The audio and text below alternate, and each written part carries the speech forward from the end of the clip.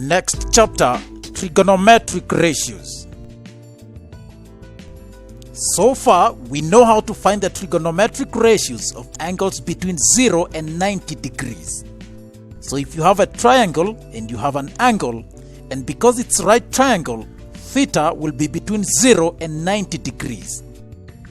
This is opposite, adjacent, and hypotenuse.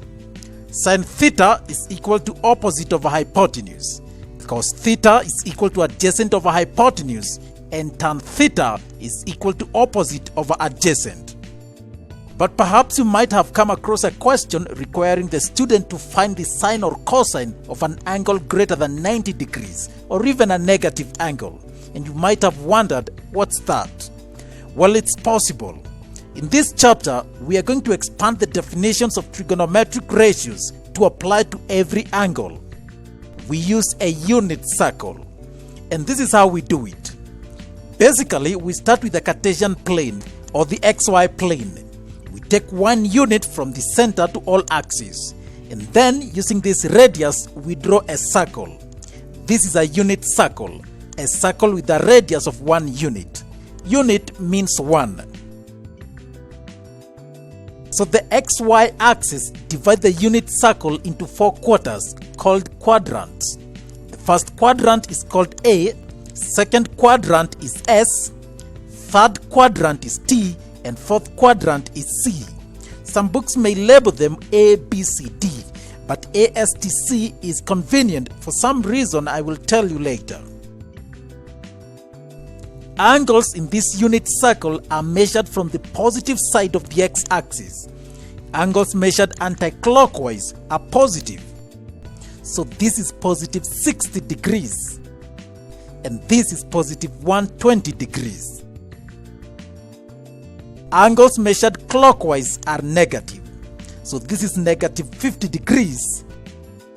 And this is negative 140 degrees. Because the unit circle has a radius of 1 unit, every point on its circumference is 1 unit. These two lines form an angle, and notice that one line lies on the x-axis. If we drew a line perpendicular from up here, it will meet the x-axis here, and this is clearly a right triangle. We can call the opposite side h for height and the adjacent side b for base. The hypotenuse is 1 unit, and so the coordinates of this point are BH, that's XY. See that? Sin theta is equal to opposite over hypotenuse, that is h over 1, which is basically equal to h. Cos theta is equal to adjacent over hypotenuse, which is b over 1, and that's basically b. And so in other words, we could write these sides as sin theta and this one as cos theta, which means the coordinates of this point can be rewritten as cos theta sin theta. That's just replacing b and h. By definition, in a unit circle, the cosine of an angle is the x coordinate and the sine of an angle is the y coordinate.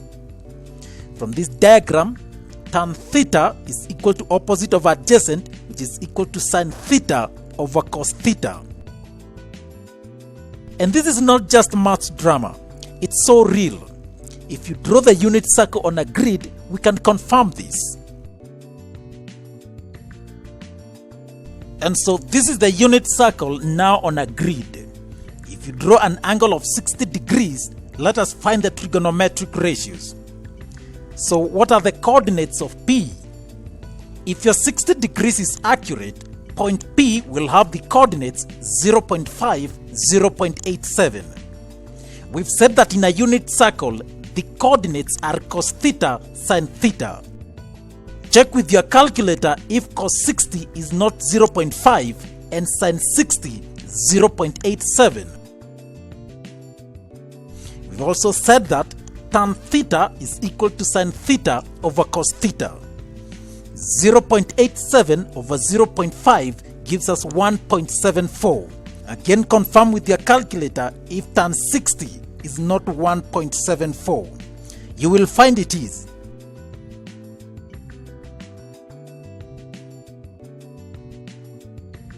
Try with another angle, say 30 degrees.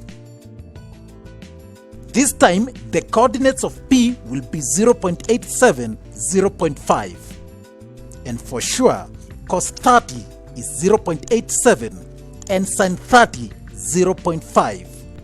0.5 over 0.87 gives us 0.57. And if you check, tan 30 is equal to 0.57. Notice that for P to have the coordinates cos theta sin theta, it must lie on the circumference of the unit circle, not anywhere inside or outside the circle.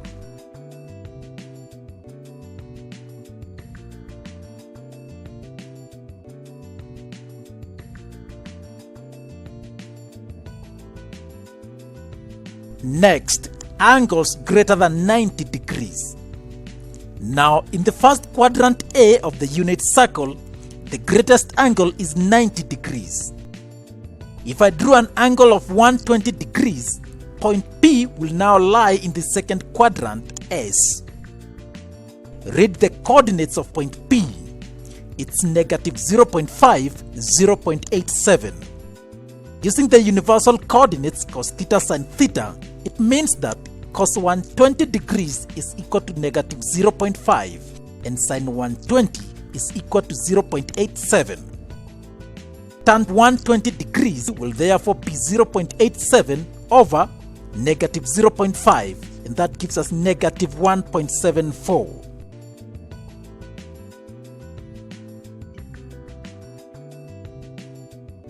If you tried 150 degrees, P still lies in the second quadrant. The coordinates of P will be negative 0.87, 0.5, and so cos 150 degrees is equal to negative 0.87 and sin 150 degrees is equal to 0.5. Tan 150 will therefore be 0.5 over negative 0.87, which gives us negative 0.57.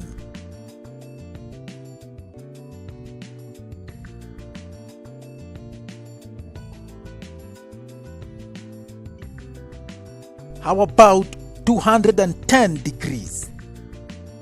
If you draw that angle, P is in the third quadrant, T. The coordinates are negative 0.87, negative 0.5. Relating with cos theta sin theta, cos 210 is equal to negative 0.87. Sin 210 will be negative 0.5.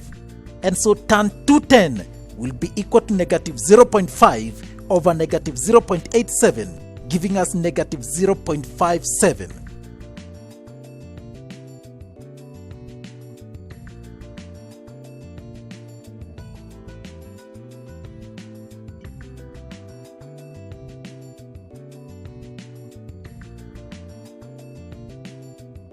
(300 degrees), P will be in the fourth quadrant, C. The coordinates of P are 0.5, negative 0.87. And so cos 300 degrees is equal to 0.5, sin 300 is equal to negative 0.87. Tan 300 will be negative 0.87 over 0.5, that is negative 1.74.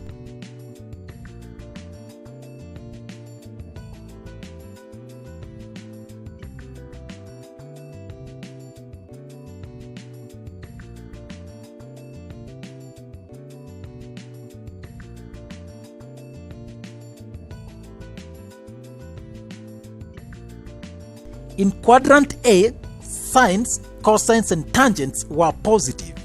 A stands for all are positive. In quadrant S, sines are positive, cosines and tangents are negative. S stands for sine is positive. Third quadrant is T. In this quadrant, tangents are positive and the other two are negative. T stands for tangent is positive. In quadrant C, cosines are positive, sines and tangents are negative. C stands for cosine is positive. And so this unit circle should help you remember that green means positive and red means negative. So in the first quadrant, everything is green, meaning it's all positive, and therefore it follows that the tangents are also positive. We get to the second quadrant and it turns green and red. Sines are positive, cosines are negative, and therefore the tangent is negative. In the third quadrant is all red, and it means cosine and sines are negative, which means tangent is positive. In the fourth quadrant, sine is negative and cosine is positive, therefore means tangent is negative.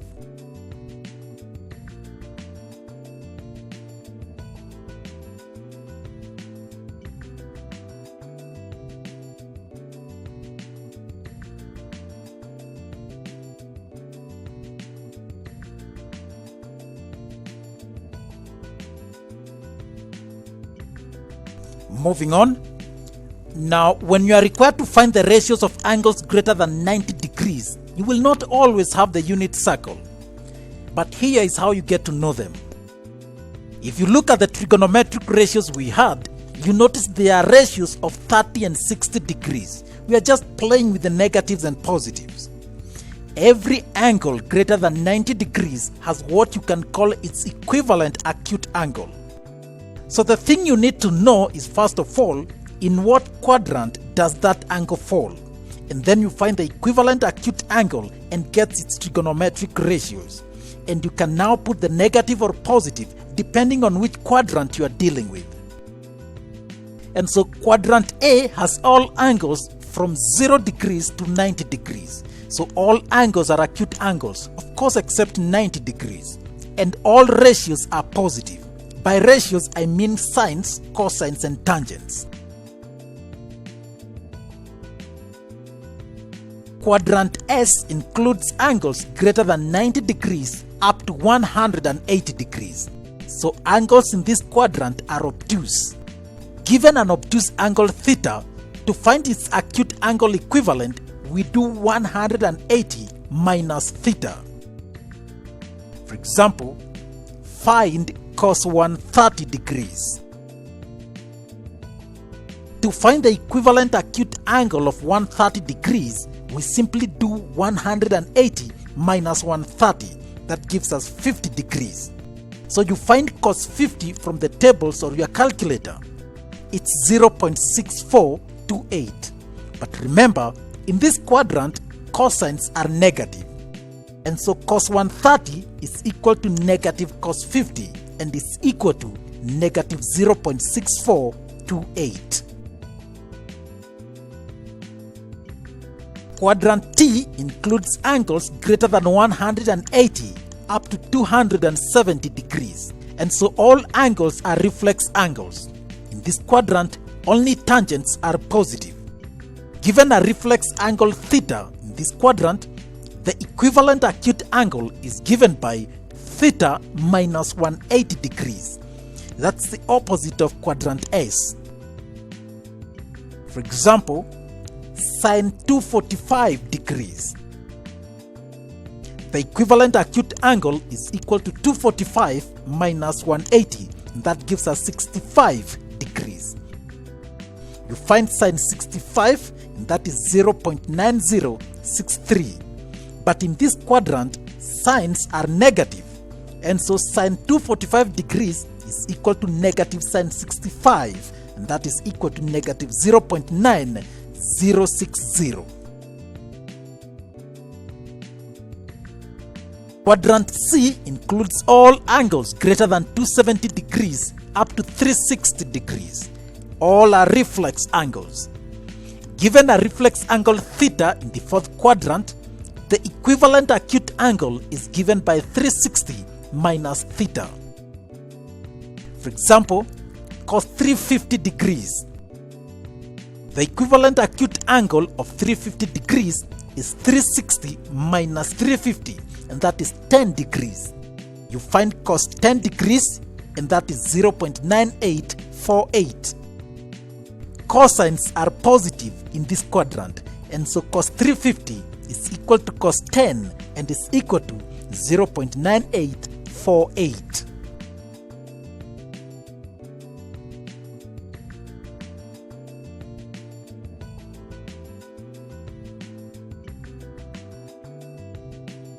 Next, negative angles.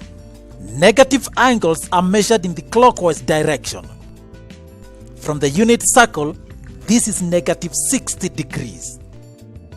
The coordinates of P are 0.5 minus 0.87, and so cos negative 60 degrees is 0.5. Sin negative 60 degrees is minus 0.87. It means tan minus 60 degrees is minus 0.87 over 0.5, and that gives us minus 1.74.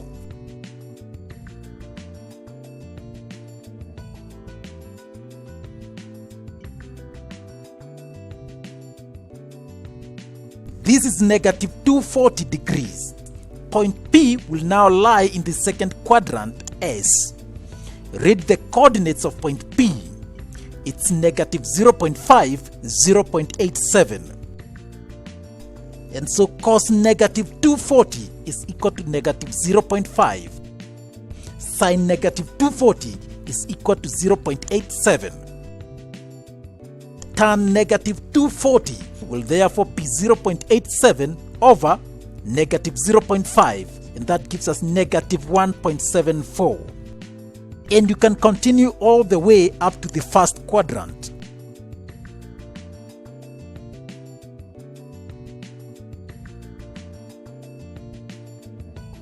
Now, when there is no unit circle, you just have to know which quadrant the angle lies. Notice that a rotation of negative 60 degrees or 60 degrees clockwise is the same as a rotation of positive 300 degrees or 300 degrees anti-clockwise. To know the quadrant in which a negative angle lies, we simply add 360 degrees to get the positive equivalent angle. For example, tan negative 205 degrees. To find the quadrant, we need the positive angle. And so we have minus 205 plus 360. That gives us 155 degrees. That angle is in the second quadrant. And so negative 205 degrees is the same as positive 155 degrees. And then you find tan 155 like we did before. Get the acute angle equivalent, which I believe is 25 degrees, and then find the tan of that angle. But remember, tangent in the second quadrant are negative.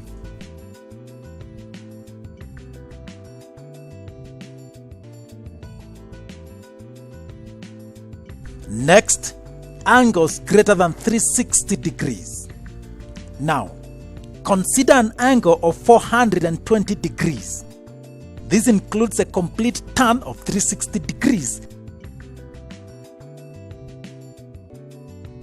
and then an additional 60 degrees. That is 420 is equal to 360 plus 60 degrees. 540 degrees is one tan of 360 degrees plus an additional 180 degrees. 800 degrees include two complete rotations and then an addition 80 degrees. To find the ratio of angles greater than 360 degrees, we simply find the ratio of that additional angle. So sin 420 degrees is equal to sin 60, and that is equal to 0.87. That is in the first quadrant. What about cos 510 degrees? 510 degrees is equal to 360 plus 150 degrees. The additional angle is 150 degrees, and so we find cos 150 degrees. This is in the second quadrant. Acute angle equivalent is given by 180 minus 150, and that is 30 degrees. We find cos 30, that is 0.5. In this quadrant, cosine is negative, and so cos 510 is equal to negative cos 30, and that is equal to negative 0.5.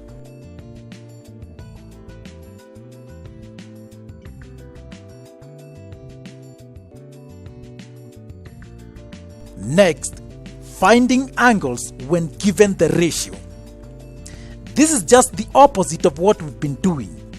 But to find the angle, you must be given the range. I'll tell you why, but let's first have this example. Find x if cos x is 0.5. for the range of x between 0 and 360 degrees. We first find the acute angle whose cosine is 0.5. The cos inverse of cos x is x. The cos inverse of 0.5 is 60 degrees. The ratio 0.5 was positive, and we know in the unit circle cosine is positive in the first and the fourth quadrants. In the first quadrant, the angle is 60 degrees. What of the fourth quadrant? We find the reflex angle whose acute angle equivalent is 60 degrees. We had seen that to find the acute angle in the fourth quadrant, we do acute angle is equal to 360 minus theta. Now we have the acute angle. We need to find theta. That will be given by theta will be 360 minus the acute angle, giving us 300. And so cos 300 is also 0.5. And so the solution is x is equal to 60 degrees and 300 degrees.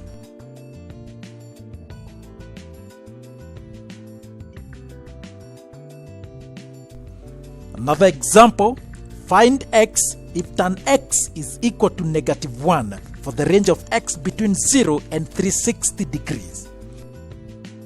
The ratio is negative. We first find the acute angle whose tangent is 1. Tan inverse of tan x is x. Tan inverse of 1 is 45 degrees. However, 45 is in the first quadrant, and in this quadrant, cosine is positive. So 45 degrees is not part of the answer, but it will help us get the answers. Cosine is negative in the second and third quadrants. In the second quadrant, the obtuse angle equivalent of 45 degrees is 180 minus 45, and that gives us 135 degrees. In the third quadrant, the angle will be 180 plus 45, that gives us 225 degrees. And therefore x is equal to 135 degrees and 225 degrees. And now, what with the range? Remember, we've said that sine 420 degrees is equal to sine 60.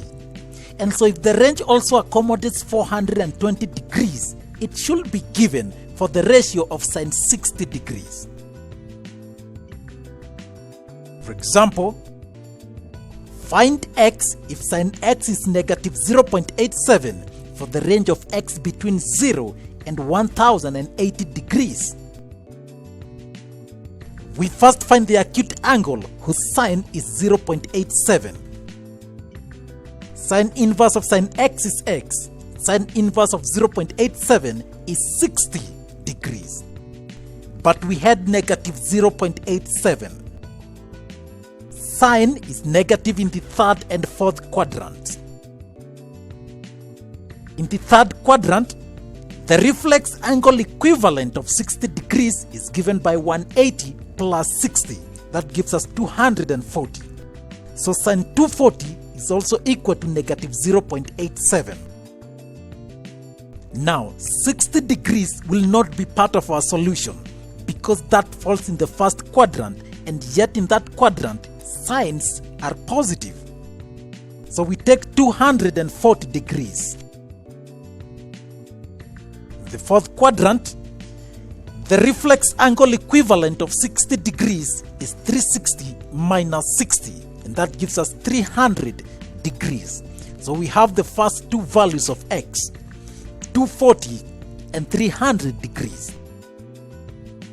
But now, suppose we take another round or another rotation and come back to 240 degrees. We would have moved an extra 360 degrees. So we add 360 to 240, and that gives us 600 degrees. We are still within the range. Also, in that second rotation, we will come to 300 degrees. So we also add 360 to 300, and that gives us 660 degrees. Our range is still far. So we go for the third round and we come and find 600 degrees after we have covered 360 degrees. So we add 360 to 600. That gives us 960 degrees. In that same third rotation, we will find 660 degrees. And so we add 360 degrees to that, and that gives us 1020 degrees. If we moved another 360 and add to 960, it will surely surpass our range. And so we stop there. And so those are the values of x within that range. And so the idea is just finding the first two angles and then keep adding 360 degrees. However, you make sure you don't surpass the range.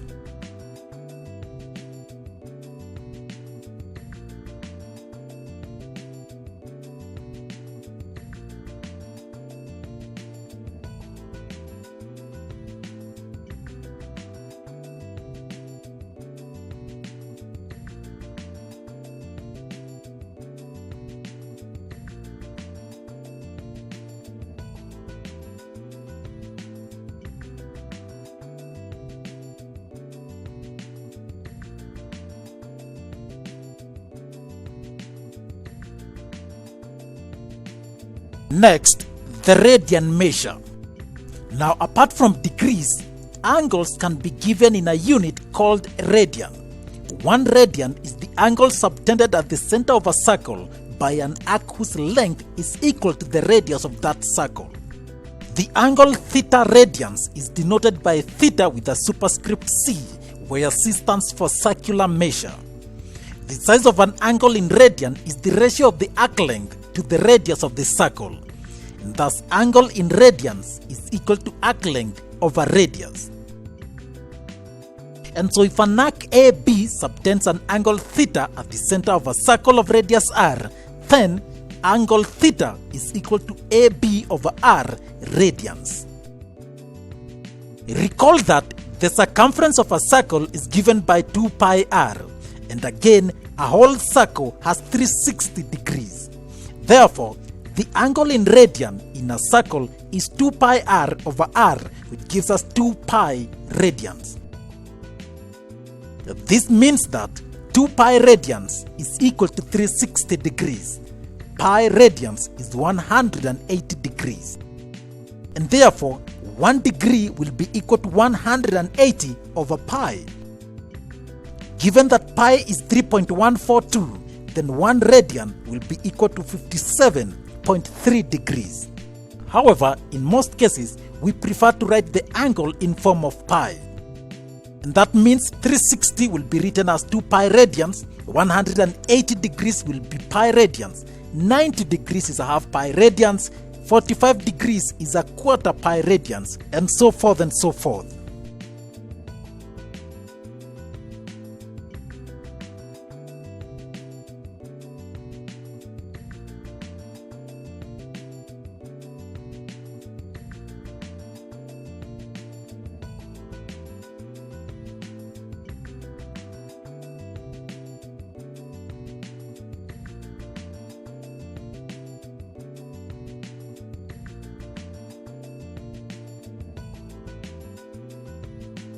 And now, trigonometric graphs.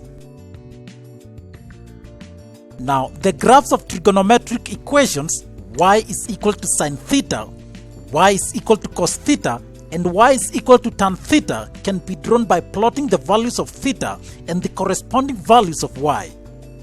The angle theta may be in degrees or radians. Just remember pi radians is equal to 180 degrees. We can actually use the unit circle to predict the nature of the graph we should have. Let's start with y is equal to sine theta. First, we need to remember that sine has all to do with the y coordinate of the point on the unit circle. And so we can see how sine changes as theta changes. Using this, we can create the sine curve. When theta is 0 degrees, sine is also 0. In the first quadrant, theta increases and the sine increases as well, up to a maximum of 1 at 90 degrees. In the second quadrant, theta gets larger and larger, but the sine begins to decrease, back to 0 at 180 degrees. third quadrant, theta increases and the sign increases on the negative side up to a maximum of -1 at 270 degrees or 1.5 pi radians.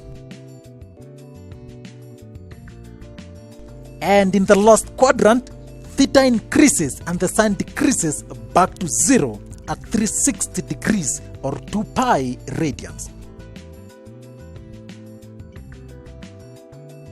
In the unit circle, we have completed one revolution and also the wave has formed one cycle. If you were to go beyond 360 degrees, you will have to start another cycle on the unit circle, and the wave will also start from 360 degrees or 2 pi radians. We say that the wave is periodic, that is, it keeps repeating itself. This is the sine graph which has repeated the cycle several times. The highest points are called crests and the lowest points are called troughs. The height of the crest is the amplitude of the graph. In this case, it is 1. Wavelength is the distance between successive crests or troughs. In this case, it's 360 degrees or 2 pi radians. The wave repeats after a distance of 2 pi radians or 360 degrees, and so it has a period of 2 pi radians or 360 degrees.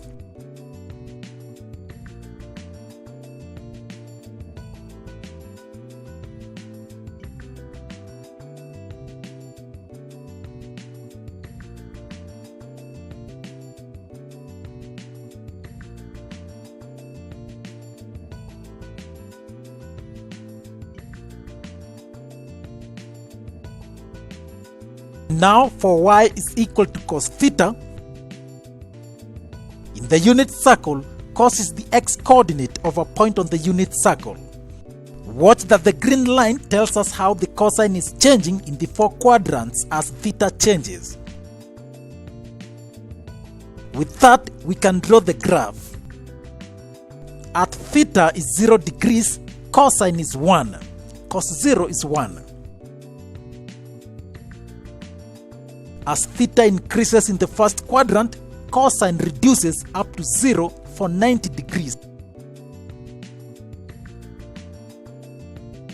And then increases in the negative as we get into the second quadrant up to a negative maximum at 180 degrees.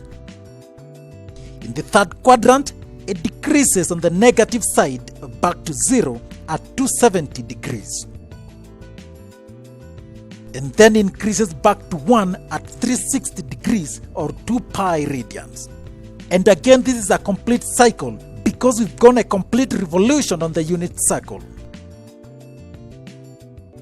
This pattern will repeat itself if you go past the 2 pi radians or 360 degrees. And so it's also periodic, and this is the graph. It is also an oscillating function with an amplitude of 1 as well. It's similar to the sine curve, it just starts at 1 for 0 degrees.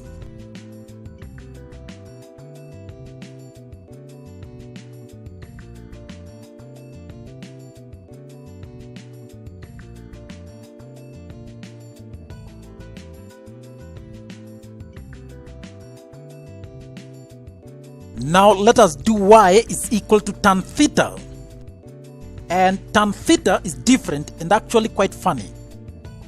In the unit circle, tan is equal to sine over cosine. Remember that? So when sine is increasing and cosine decreasing, then tangent increases like in the first quadrant. At 90 degrees, sine is 1 and cosine is 0. And so 0 over 1 is infinite, and so tan becomes infinite at that point.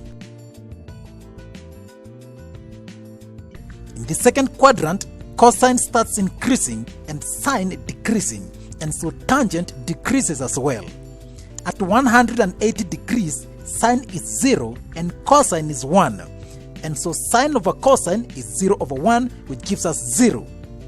And so tangent is 0 at that point. In the third quadrant, sine begins increasing and cosine decreases. That means tangent increases. At 270 degrees, sine is 1 and cosine is 0. sine over cosine is equal to 1 over 0, and that gives us infinite, and so tan is infinite at this point again. In the fourth quadrant, sine decreases and cosine increases, and so tangent decreases up to 360 degrees. Here, sine is 0 and cosine is 1. And therefore, it means tangent is 0 over 1, which gives us 0.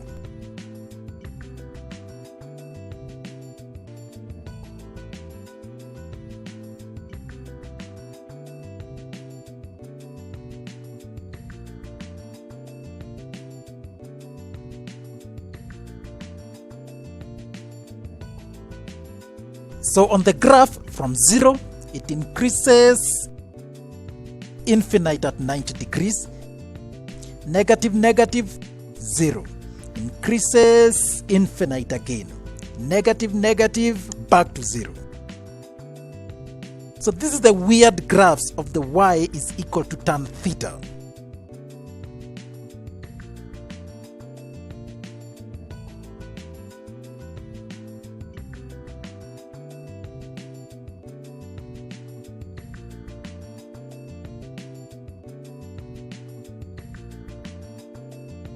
And so these are the two waves of y is equal to sine theta, that is the red graph, and y is equal to cos theta, the blue graph. The difference is the starting points, and this is because of the complementary nature of sines and cosines. As the angle starts to increase, sine increases, but cosine decreases. At 90, sine is maximum at 1 and cosine is minimum at 0. And it continues.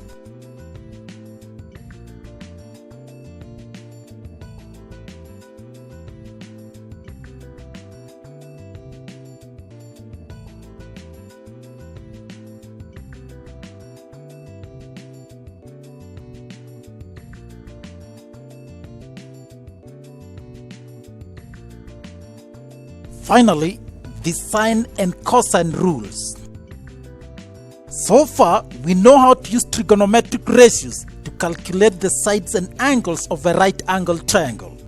Trigonometric ratios can be used to calculate sides and angles of any triangle, but the rules are different. Let's start with the sine rule. Now, consider this triangle ABC. Notice the way the sides and vertices are labeled. Side A is the one that is opposite to vertex A. Side B is the one that is opposite to vertex B, and the same goes for C. AN is a perpendicular to BC, meeting it at N. Using the right angle triangle ANB, sine B is equal to AN over C. Doing cross multiplication, it means AN is equal to C sine B. Call that equation 1. Again, using the right angle triangle ACN, sine C is equal to AN over B. Cross multiplication, it means AN is equal to B sine C. Call that equation 2. Looking at the two equations, the left-hand side are equal. It means we can equate the right-hand sides as well. And so C sine B is equal to B sine C. If we divide both sides by sine B and sine C, we shall get these ones cancel out, and we remain with C over sine C is equal to B over sine B. It follows that A over sine A is equal to B over sine B and is equal to C over sine C. This is the sine rule, and it can be used to calculate the sizes of angles and sides of triangles.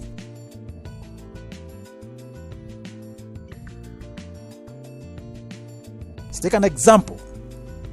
In this triangle, find the unknown sides. C is opposite to angle 60 and 5 is opposite to angle 40. Using the sine rule, C over sine 60 degrees is equal to 5 over sine 40 degrees. C is therefore equal to 5 sine 60 over 40, and that will give us 5 times 0.87 over 0.64, and to one decimal place, that is 6.8 centimeters. We find side A now. Side A is opposite to angle 80 degrees. So we say A over 80 degrees should be equal to 5 over sine 40. And therefore A is equal to 5 over sine 40 times sine 80 degrees. That is 5 over 0.64 times 0.98. That gives us 7.7 centimeters, correct to one decimal place.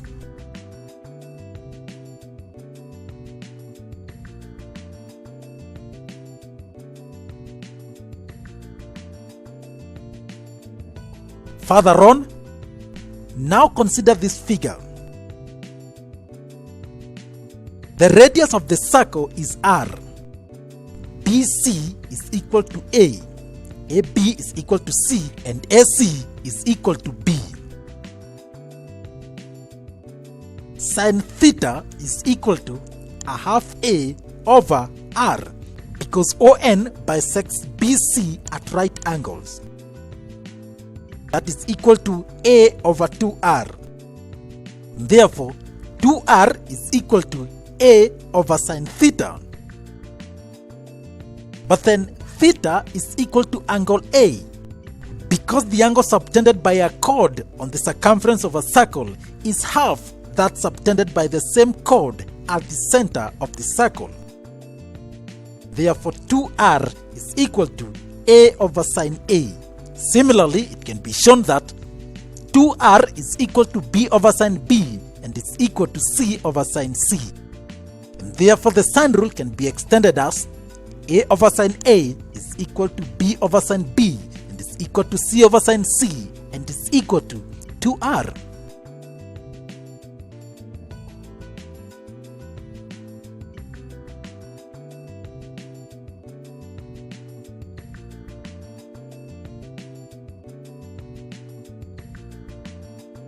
Example, in this figure, find the values of A, B, and C if the radius of the circle is 4 centimeters.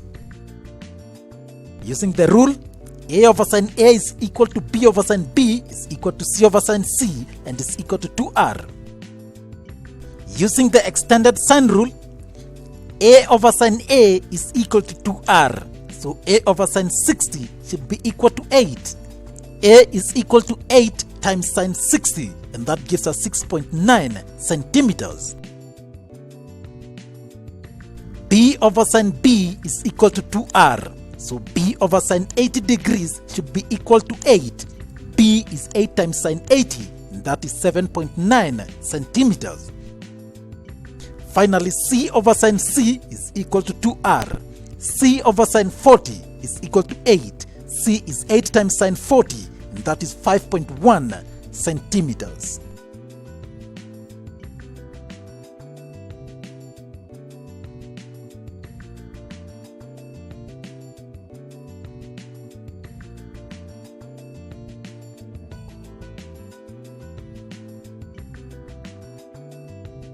The cosine rule. Now consider this triangle ABC. AN is perpendicular to BC at N, and therefore triangle ABN and ACN are right-angled triangles. Using Pythagoras' theorem, in triangle ANC, B squared is equal to H squared plus A minus X squared. Expanding that bracket, we shall have B squared is equal to H squared plus A squared minus 2AX plus X squared. We call that equation 1. In triangle A and B, C squared is equal to H squared plus X squared. Therefore, H squared is equal to C squared minus X squared according to Pythagoras' theorem. We call that equation 2. Substituting H squared in equation 2, we get B squared is equal to C squared minus squared plus A squared minus 2AX plus X squared. And that gives us C squared plus a squared minus 2ax. Cos b is equal to x over c. Therefore, x is equal to c cos b. That means b squared is equal to c squared plus a squared minus 2ac cos b. In the same way, it can be shown that c squared is equal to a squared plus b squared minus 2ab cos c, and a squared is equal to b squared plus c squared minus 2bc cos a.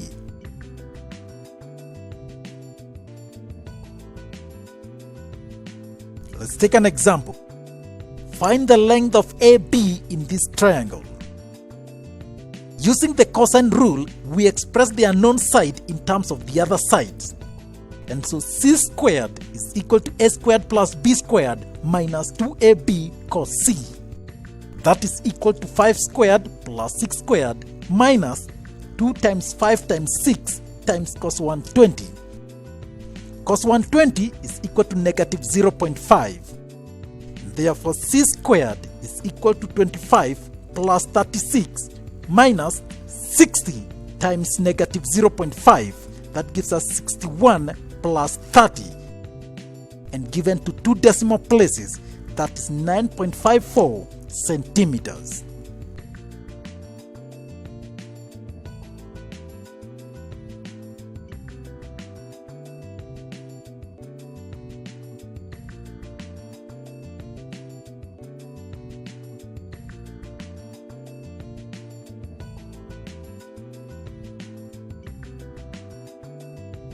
But in almost any class that you go into, you need to make sure that you're at the starting point.